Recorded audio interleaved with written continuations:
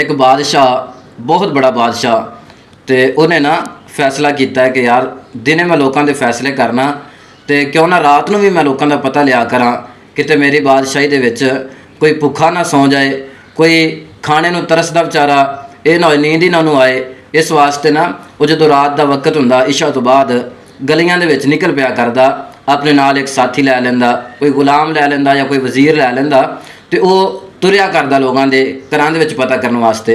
एक दिन रात नूं पता करदियां करदियां एक गली चों लंघे तो एक घर दे विचों बच्चों के रोण की आवाज़ आ रही है, तो बच्चों के रोण की आवाज़ सुनी तो बादशाह को रहा ना गया।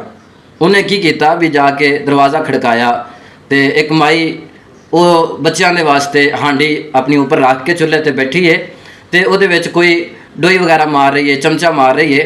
तो माई भी बड़ी परेशान, पूछा माँ जी इन्हों कुछ खिलाने पिलाने देंदे क्यों नहीं, ये सिर्फ रोज़ आने।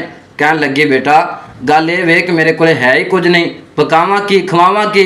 तो कह लगे अच्छा कुछ भी कोई नहीं। उन्हें कहा हाँ कुछ भी कोई नहीं। वो बादशाह वापस आया, अपने साथी नूं नाल लिया, तो जाके माले गनीमत के अंदर जिथे माल जमा होंदा सी उत्थों बोरा चुकिया, आटा चुकिया, दालां चुकियां, जो भी खाण पीन का समान सी वो लैके तुरन लगे। तो जरा नाल साथी से कह लग्या बादशाह मेरे मोटे तो रखो मैं चुक के ले जाना। वो कह लगे नहीं मैं आप चुक के ले जाऊँगा, क्योंकि क्यामत वाले दिन मेरा बोझ तू नहीं चकेगा। कहना जी ज़ाहिर है क्यामत वाले दिन तो हर एक ने अपना बोझ आप ही चकना है। तो कह लगे भी इस वास्ते हुण मैनू चकन दे ताकि मैं लोगों की खिदमत कर लवां।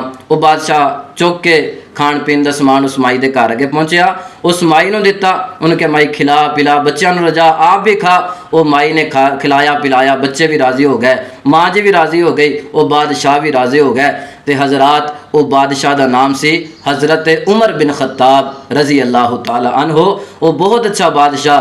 दुआ करो अल्लाह साढ़े हुक्मरान भी इस तरह के बना दे, असी भी इस तरह के बन जाइए कि नेक अमाल करिए, तो बादशाह साढ़े वास्ते अल्लाह पाक चंगे चंगे भेजे हज़रत उमर बिन खत्ताब जैसे। अस्सलामु अलैकुम वरहमतुल्लाहि वबरकातुहू।